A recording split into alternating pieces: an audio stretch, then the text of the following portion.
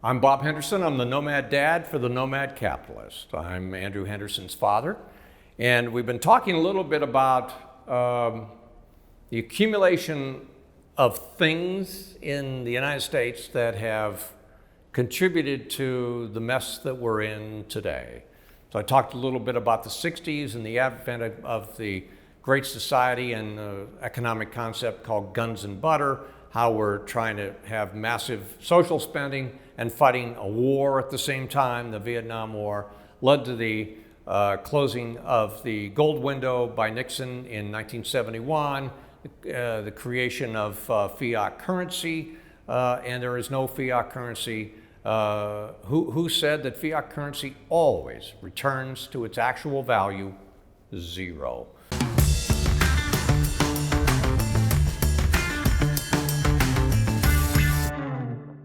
You know, as every country in the world is debasing their fiat currencies, it's all going to zero at some point in time.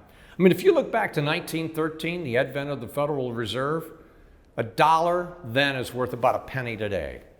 So we've just totally obliterated it through inflation. It was massive in the 1970s. We had stagflation, which was a stagnating economy with a lot of inflation in the mid-teens. I told you about 20% money market yields. Yes, 20% money market yields, but how after inflation and high tax rates, you actually lost money in purchasing power. Talked about the 80s and 90s being a little bit more benign, where you had better economic policy, both under Republican and Democratic administrations, but we began to see the emergence of the Federal Reserve interfering in the economy, both in the one-day stock market crash in 1987, and again 10 years later when a hedge fund named Long-Term Capital blew up and you had the Fed intervene. So that brings us to the 2000s. Remember Y2K? How everybody was scared to death with the new century coming about, that the computers were all going to stop. So in the 1990s, companies not wanting to get sued just double bought everything so they'd have whatever they needed to keep things rolling on January 1st. Well, that wasn't a problem.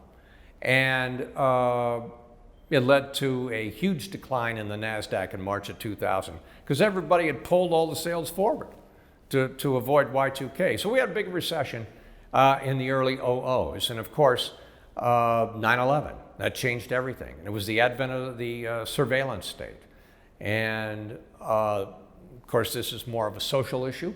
But it came about as a result of the Patriot Act, which, you know, at the time I thought under the circumstances made sense. But like many others, I thought, well, maybe it went too far. I know that some of the worst elements of that have been repealed to some degree, all for safety. But, you know, I think governments have to watch out for the rights of their citizens as well. So, that was the early part of the decade. Then things recovered. But there was a little thing brewing, and that was a housing crisis. I remember we lived in Arizona at the time, and one year our house went up 40% in 1 year. And the next year it went down 50%. And that was the advent of the great financial crisis from 2007 to early 2009. Why did it happen?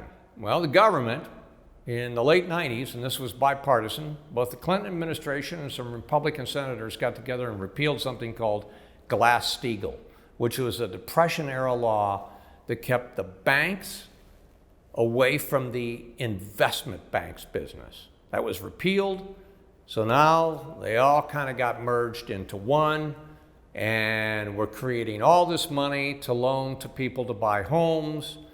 Maybe they don't have much of an income. We're not asking them to provide verification. Prices shot up. Well, the music stopped and not everybody had a chair by 07, 08.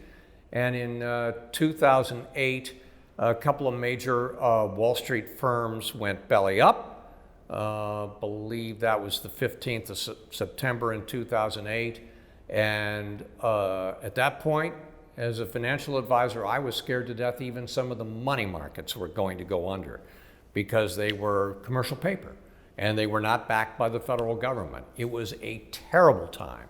As you read some of the participants, we came about this close to the whole thing blowing up. So what happened? Well, the government came in and offered some relief, but the Federal Reserve intervened in the economy, bailing out the banks and doing something called QE, quantitative easing. Step back real quickly 1 minute. I remember in December of 2007, the Fed chief, Ben Bernanke, saying, quote, "The subprime crisis appears to be contained," end quote. Well, subprime were these loans lower than prime. I mean, just not good paper, terrible quality paper. All right, I was taught you never fight the Fed. They know what's going on. Well, he was dead wrong, because '08 was one of the worst years ever in the stock market. And some of my clients weren't very happy. In fact, one of them yelled at me, someone I'd known for 25 years and had done quite well, just out of nowhere.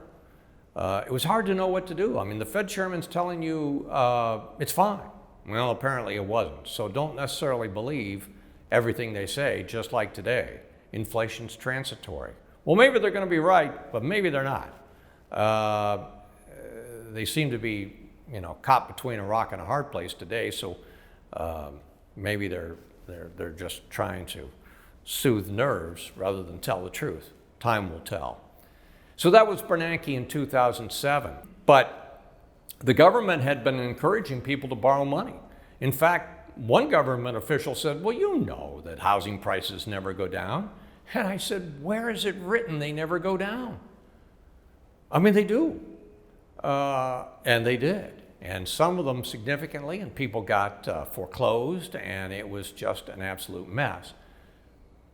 But we never let the market work. The federal government didn't, and certainly the Federal Reserve, which is supposed to be independent, did not let the market work. And we had the beginning of quantitative easing.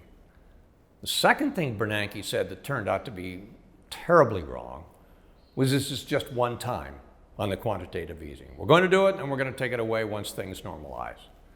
He tried to, 2011 or 12, and the stock market had what they called a taper tantrum, because he wanted to taper the monthly purchases of the various bonds that the Federal Reserve was buying in order to prop the market price of those bonds up.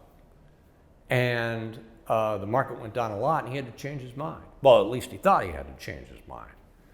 Rather than let the market work itself out, perhaps if 10 years ago we would have done that, we wouldn't have the same problems we have today. But we now have what most people think is QE forever.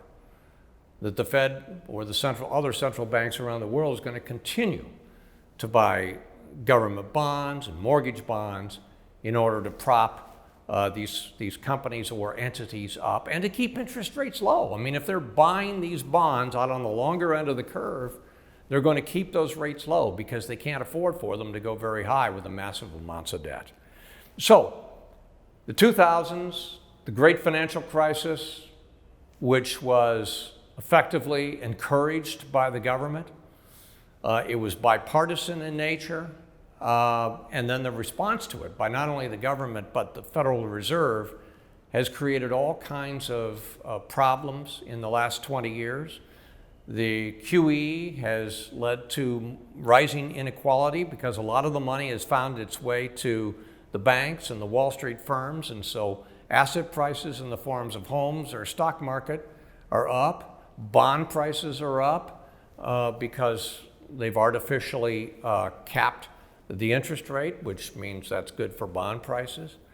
But in so doing, they've eliminated price discoveries. So what is the true value of some of these assets? We don't really know.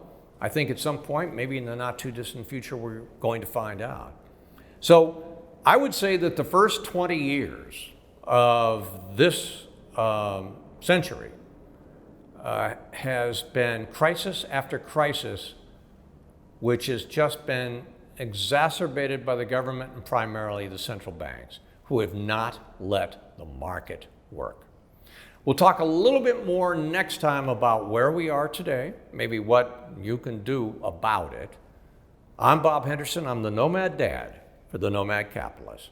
So people ask, Andrew, how do I get the most out of Nomad Capitalist? How do I begin my Nomad Capitalist journey? The first thing people do is they start right where you're at. They watch YouTube, they listen to podcasts, they read articles at nomadcapitalist.com. We've spent years creating thousands of pieces of free content so that you can get the vibe from someone who's actually done this, from someone who's actually been in your shoes. What they'll do next, they'll get a copy of the book. You can find it on Amazon. It costs a few bucks, and while it's not going to give you all the secrets, it's going to, again, give you more of the vibe. You're going to learn a lot of the things that I've learned. You're going to learn some strategies you can employ, and you're going to get a lot further in your journey. From there, if you are the 7 or 8 figure entrepreneur investor, you can go to nomadcapitalist.com. You can click Become a Client. We're pretty busy these days, but we have availability to help a limited number of people who want to create a holistic plan, something that I think is so important. So if you want to do that, go to nomadcapitalist.com, click Become a Client, learn more about how it works and how we can help you.